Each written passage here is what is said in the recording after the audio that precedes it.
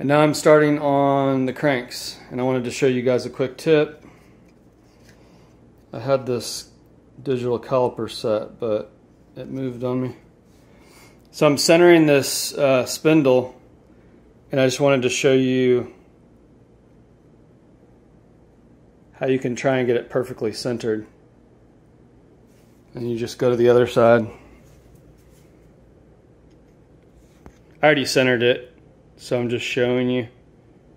You can't tell from this angle because I can't get my phone close enough in. But the spindle is centered now. So now I can just leave this set at 37.4, and when I'm working on this thing, if it moves, I can easily use my mallet right there and push it back to where it should be. Alright, quick update on this. A couple things. This thing's given me hell getting started. And what I found was very helpful was I found a punch. And this is what I used. A 22mm socket. And it fits perfectly over the spindle. And it allowed me to punch on the sprocket.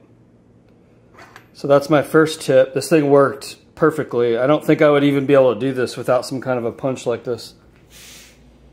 And then the other thing is, in this profile mid bottom bracket kit, it comes with a big dust cover or bearing cover, whatever you call those. So most people would put this one on the non-drive side and this one on the drive side, but I found that even this one on the drive side was too thick. So I can't really show you the chain alignment very good in this video, but you can see the sprocket down there lined up with the rear cog. And when I had this one on here, back here, the sprocket was too far this way. So I had to take the whole thing apart, which is not fun. And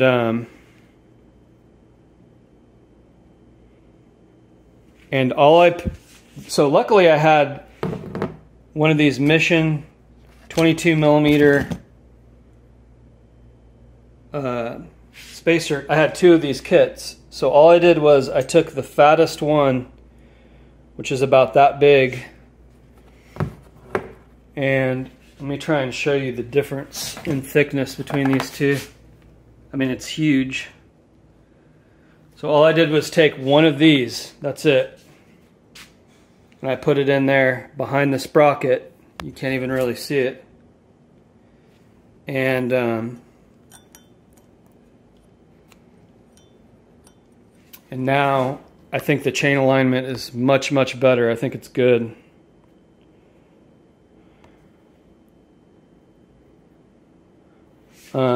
One other thing I wanted to add was I'm very glad that I measured that side. I measured the spindle centered first, and I took that measurement. I think it was like 37.4 millimeters, because I had to take this thing off, and now it's going to be a lot easier to recenter this thing. So wish me luck. Alright, I have another tip here for these column cranks. So the installer tool is this piece and this piece, and it bottomed out. It only goes so far, and I still had more space on there. So my only option really was to either beat on this with a mallet and try and slide it in, or find something to give more tension on this tool.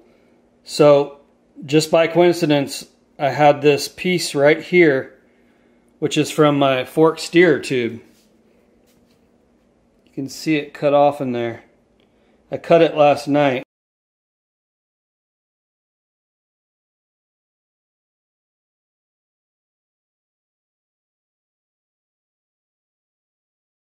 Because the steer tube was this much too long right here. You can see my little mark.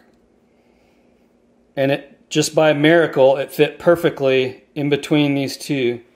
So now, this is a 1-inch socket. So now when I can't really do this with two hands, but hold on. So now when I put, yeah, I'm not gonna be able to do this with two hands. But now when I tighten this, it's moving the crank arm in again. So that's just a little tip. If you've never installed cranks like this might not make any sense, but if you're installing profile column cranks and this tool's bottoming out and not giving you the distance you need, try finding some kind of a spacer like this right here. Alright, I got this crank arm on and it's pretty much perfect, the distance there. I measured that other side, it's still 37 millimeters, and I have another tip. The bottom bracket kit came with this spacer here, or dust cover, whatever you call those, and this real thick one. And I thought in my head that this thick one was going to go on the non-drive side, and this smaller one was going to go on the drive side. I already showed earlier in this video why I did not use this one on the non-drive side, and it's because of chain alignment. But I still thought I was going to use this thick one on the non-drive side, but I'm not. And it's real simple. The reason why is real simple. Let me show you. So I'm using the smaller one on there, which you can see. Let me pull it off there.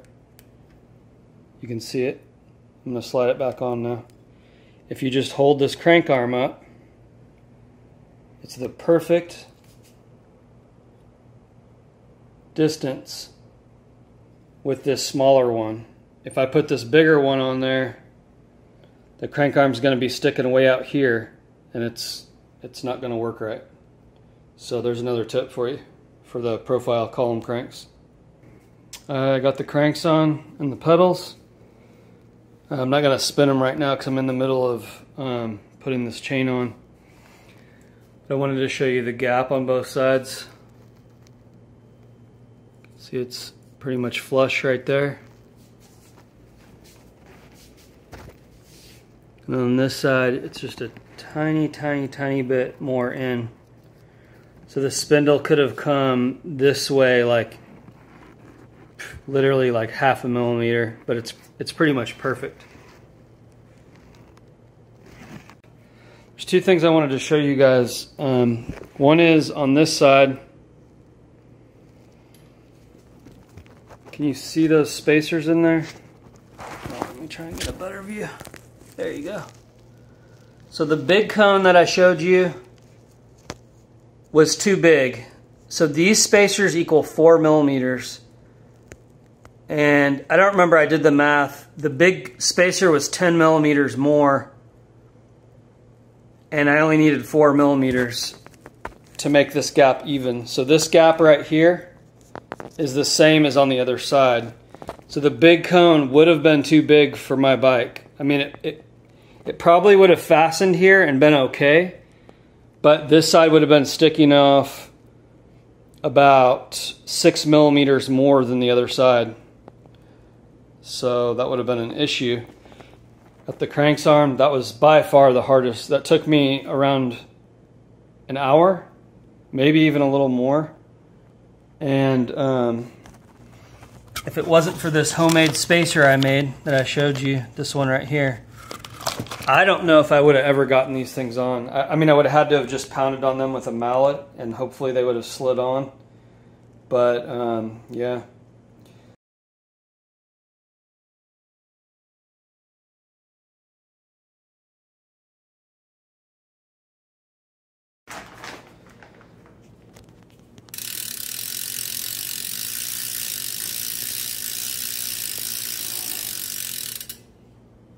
Chain line is